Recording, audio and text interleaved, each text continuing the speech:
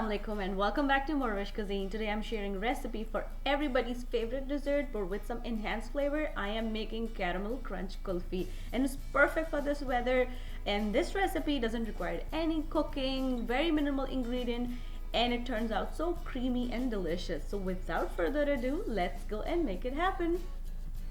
So let's start our recipe with Bismillah. First I'll add all the ingredients in a blender jug, and this is a basic kulfi recipe which I already shared with you guys. So I'm adding evaporated milk, condensed milk, and little chunks of bread slice with some heavy whipping cream in the blender jug, and adding some cardamom powder as well.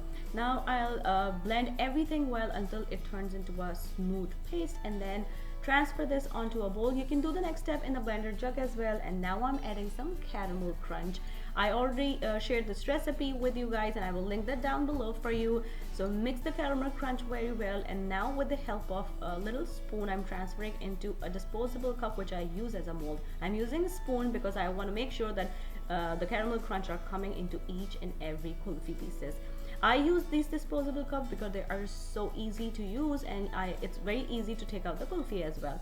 So when I filled up the rest of my molds and cup with the kulfi mixture, I'm adding more caramel crunch on top and just put it in the freezer for at least 4 to 6 hours or overnight, and your kulfi will be ready to serve.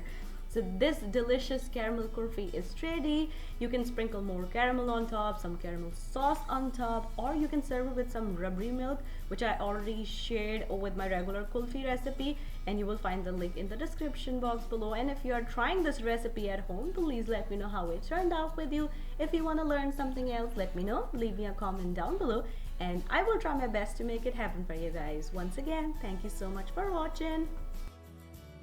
And if you like this recipe, don't forget to click on the links to enjoy a lot more recipes like this.